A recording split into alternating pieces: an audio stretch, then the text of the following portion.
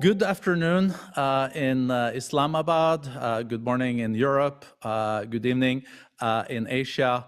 Excellency, Prime Minister Imran Khan, welcome, and also to His Excellency Finance Minister Sheikh, a special welcome to both of you. It is great to see you, Prime Minister, but also all the guests that have called in.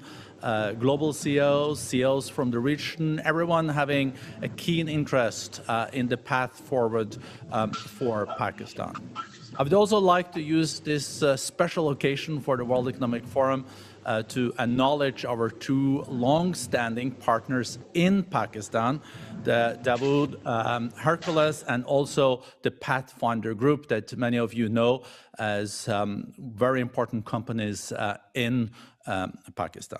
It is a great honor to see you again, Prime Minister. We now have 45 minutes with the Prime Minister and then 30 minutes with His Excellency, the Finance Minister. And there is also a possibility to raise questions to the Prime Minister, and CEOs have already signed up. It seems like almost a decade, Prime Minister, since we met in Davos.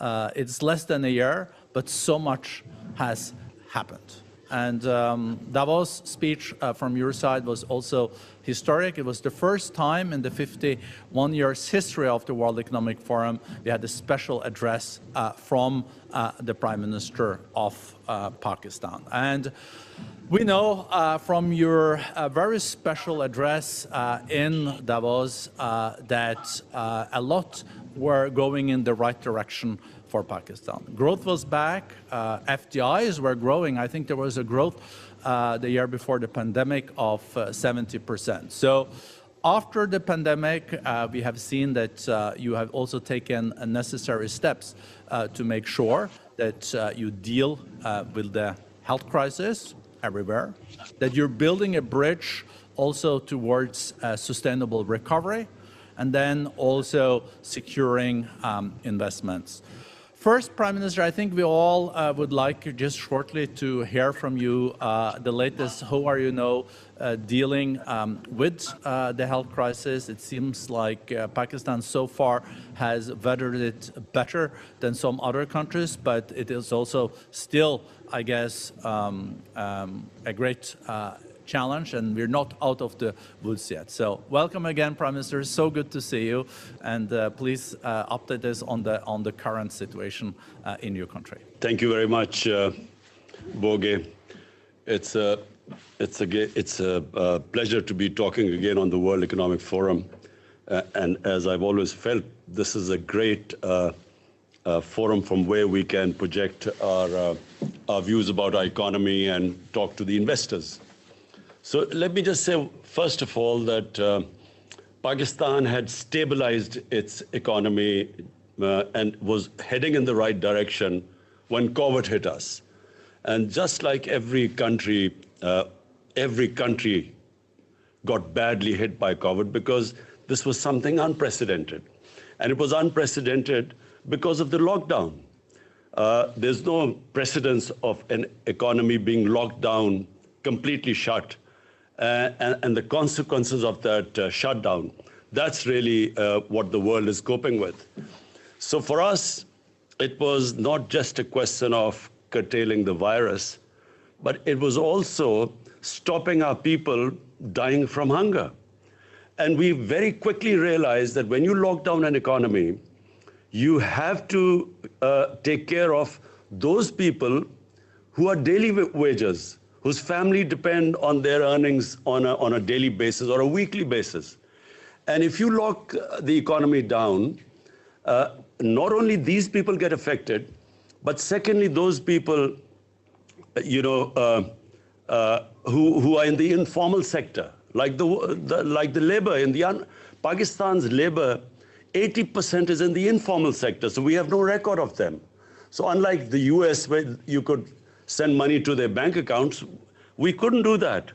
So we quickly realized that we could not impose a lockdown like the one imposed in Europe or in China, we realized that we had to go for a smart lockdown. In other words, have spot the hotspots and lock them down, but do not really have a strict lockdown, because you can't lock down hungry people.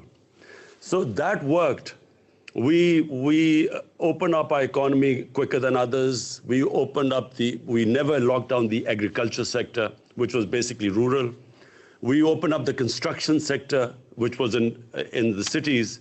And because it was mainly outdoor, there was no spread because opening up the construction sector.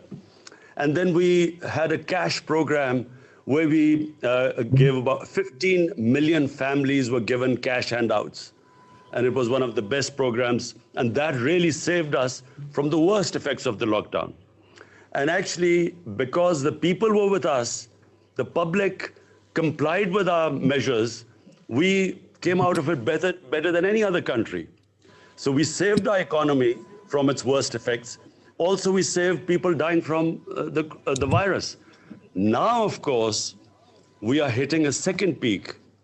And my worry right now is that, number one, because we succeeded so well, people are no longer that worried about the virus anymore. And so we do not find that sort of level of compliance. And secondly, we do not know how long this second wave, because it's in the winter, we don't know what this winter wave is going to be like. So, there's a bit of worry right now, because our cases are climbing up quite rapidly these days. Well, thank you, Mr. Prime Minister, for that overview. We will have a second round with your finance minister after the questions and dialogue with you. But I think many of the CEOs and chairs that are on the line really would like also to hear from you, based on the increasing FDIs, based on the growth that you had before the pandemic. When do you think we'll be back to a pre-COVID level, and how do you see the path forward for Pakistan? When do you think you will get growth at the level where you expect it and need it, and what are the measures that you will take? I must say that the lessons we learned from the first wave of COVID was that we, in our country, with our high levels of poverty and with a young population, high levels of unemployment, we cannot afford a lockdown where we lock down our businesses, where we lock down the factories. So we have taken a policy decision that we are going to keep the businesses and the factories which employ people. We are not going to lock them down. We are going to only lock down the non-essential, in other words, public gatherings and so on, where our economy doesn't get hurt, because we feel that the consequences of hurting our economy on the people is going to be far greater than the effects of the virus. Now, the two challenges we faced, the two biggest challenges, one was the fiscal deficit. When we came to power, it was the biggest ever fiscal deficit in our history. And second was the current account deficit, the external deficit. And that also was a record deficit. So the first year and a half really was stabilizing the economy to bring these deficits down. So cutting our expenditure, improving governance, and then improving the tax collection to remedy the fiscal imbalancing. And secondly was cutting down on our imports and trying to stimulate our exports, stimulate remittances into Pakistan, because that forms a considerable part of our foreign exchange earning. Foreign direct investment, which was improving, and fortunately is improving again. And then also clamp down on money laundering. Now, this is a big problem in the developing world, where illegal, illicit flows of money leave our country to offshore accounts and so on. This illegal money. So we clamp down on that too. As a result, after 17 years, the last quarter, we had a current account surplus. This is after 17 years, so this was a big achievement, and which reflected on the stability of our currency, because we have our currency is now floated and it's on a market-based exchange rate. So our current currency stabilized, in fact, gained in the last few months.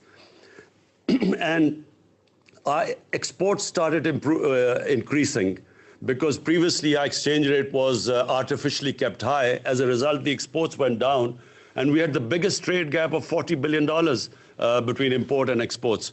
So our exports started improving. We also gave incentives to the export industry, to the industry in general.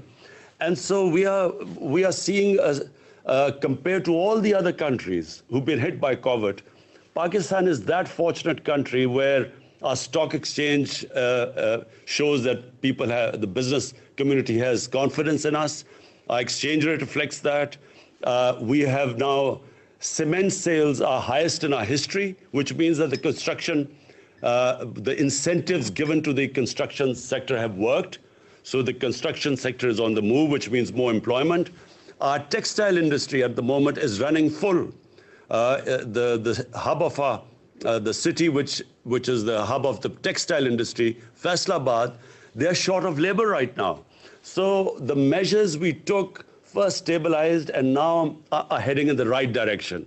Of course, I say this because we do not now know, and we are praying that the second wave of COVID does not really make us take those measures which affect this right trend, the country which is heading in the right direction.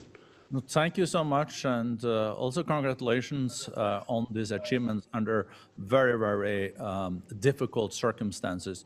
We know that one of the major structural initiatives that you have taken is the CPEC, this China-Pakistan economic corridor. I learned that there is even now going to be built a high-speed train from Peshawar to Karachi.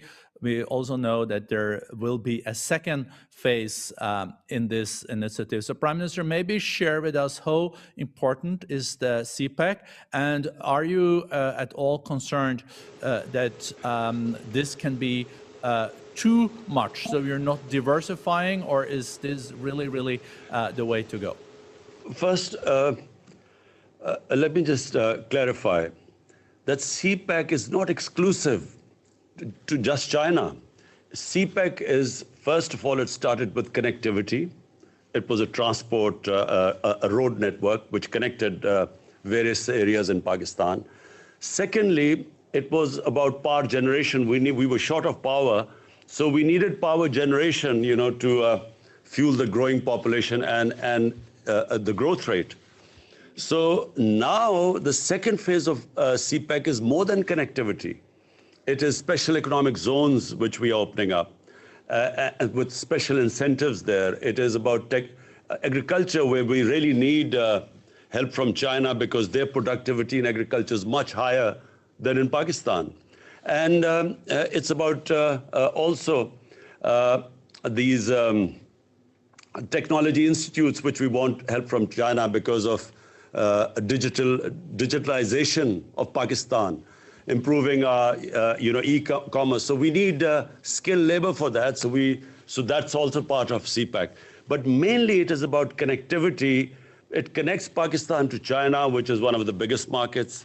It is also, you talked about the railway. First time in Pakistan's history, we are modernizing our railway. And it will completely revolutionize railway travel in Pakistan, which is called the ML1. And it connects Karachi right up to Peshawar. And the next phase, we want to connect it right through Afghanistan to Uzbekistan. So it will connect us to China. And also, we hope that there will be an east-west. Unfortunately, with India right now, we have a problem. And we hope that this will change with a new government, which is a moderate government. We have where we can resume normal relationship with India. But with Iran, if sanctions are lifted there, we then have a north to south, east to west connectivity, and Pakistan's special strategic location connects it to the biggest biggest markets, as well as the energy corridor. So we are really very well placed, and CPEC is a great opportunity to now move forward from here. And as I said, it's not exclusive to China. Anyone can become part of the CPEC. No, thank you so much. You're now touching also on the geopolitical positioning of your country. It is crucial in South Asia, but is also very much connected to the Middle East, but also Central Asia, that is such a growing region. I think we all are wondering, how do you see the development between the G2, the US, and also China, the two largest economies in the world? And I guess you already commented on President-elect Biden's and his new administration. Well, one is the China-US relationship, which obviously we have no role in this. But if we would like this to be a complementary rather than a confrontational relationship, and that would suit us well. You do not want to be in a position to take sides. It would be great if, and for Pakistan, it would be very beneficial if this was a trading relationship between the two giants. But you see, the key for us right now is Afghanistan. It's after a long time that there is a prospect of peace. For some reason, there were attempts for a military solution, and here's someone who kept saying that there was never going to be a military solution. Finally, the peace talks started, and Pakistan played a huge part in getting the Americans and the Taliban to sit on a table. And then it played another very difficult to get an intra-Afghan dialogue going.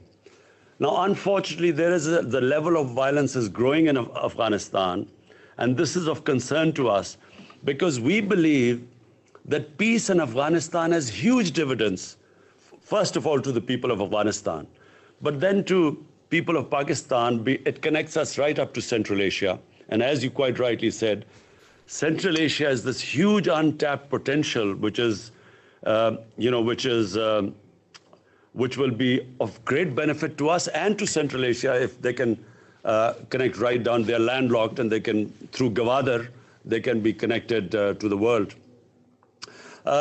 So the great hope here is that these talks succeed and there is peace in Afghanistan. And apart from anything else, the tribal belt of Pakistan, the strip of land adjoining Pakistan and Afghanistan, they were devastated by the war on terror. And the best way to rehabilitate and to give employment to the people there is if there is peace in Afghanistan, and the adjoining areas will benefit the most from trading and connectivity. Your historic visit to Kabul, you were just there, and as you said, violence is again increasing. But you think because of the changes now, we will lose momentum in the peace talks between the Afghan government and the Taliban, or do you think it's still such an interest to make this happen that we will see a successful outcome? And we also know that the winter season is not the most violent season. So maybe we can go into next spring with the result on the table? If someone asked me what was President Trump's greatest achievement, for me it is this resumption of the Afghan peace process. I feel that it was a great achievement of his because he literally forced this peace process to take place. And, the fact that after so many years, there's a dialogue going on, no matter how difficult, and it was always going to be difficult. The longer the conflict, the harder it is to bridge that divide which that conflict creates. So I feel that President Trump did a great job here. And I'm convinced that President-elect Biden is not going to reverse this because there is no other solution. I mean, there is only one way forward. You can't have a conflict going on for 19 years and no result and expect that you keep doing the same thing over and over again and you expect a result in the next 19 years. So therefore, I think everyone will be trying to push this peace process. No, thank you so much. And we know it means a lot to Pakistan, but of course, mostly for the Afghan people. And we know all the resources that are in this country, provided there is peace.